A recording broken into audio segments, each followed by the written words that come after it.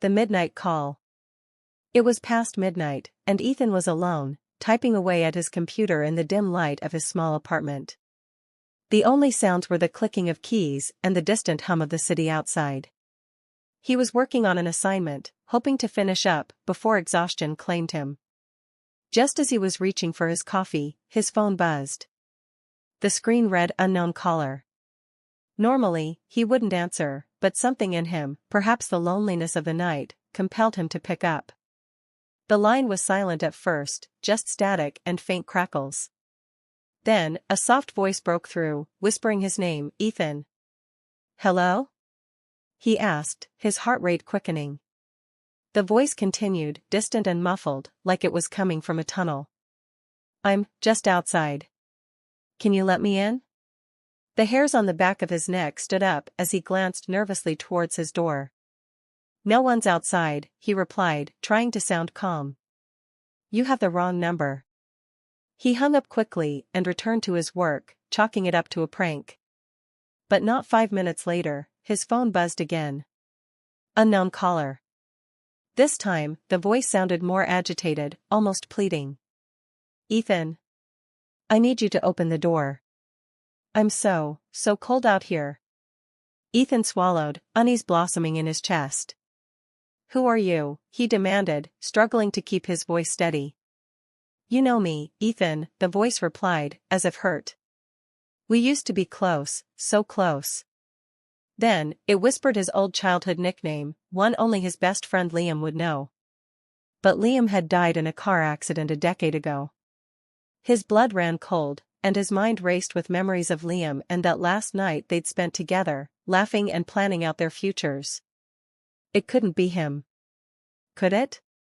Shakily, Ethan whispered, "Liam?"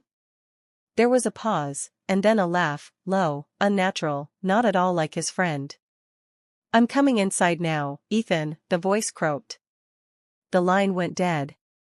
Suddenly, he heard a slow, dragging sound from the hallway outside his door, accompanied by a scratching noise, like fingernails scraping against wood. Ethan's heart hammered as he backed away from the door, but then, silence. Hours later, the sun rose, washing away the darkness of the night. Shaking, Ethan finally opened his door. Outside, lying on the hallway floor, was a small childhood photo of him and Liam, its edges burnt as if it had been pulled from the depths of something terrible. Ethan never heard from that voice again, but every night, he made sure to double-lock his door, as if he could keep the past and the unknown at bay. But the memory of that midnight call stayed with him, haunting his nights, like a ghost lingering just outside the threshold. Ethan stared down at the burnt photo, heart pounding, when he noticed something that hadn't been there before, a faint message, scrawled in what looked like ash, across the back. It read, "Open the door at 3:15. Dread settled over him, but he couldn't shake the feeling that ignoring the message would only make things worse. So, that night, Ethan sat by the door, clutching a flashlight, watching the minutes tick by until 3:15 a.m. When the moment arrived, he took a shaky breath and slowly unlocked the door. Nothing. The hallway was empty, silent as a tomb. He let out a relieved breath, almost laughing at his own fear, until his eyes caught something glinting on the floor. It was a small metal charm, one that used to hang from Liam's keychain. Trembling, he bent down to pick it up, only to hear a whisper right by his ear, "Thank you, Ethan. I'll see you soon." The door slammed shut behind him, and all the locks clicked into place on their own.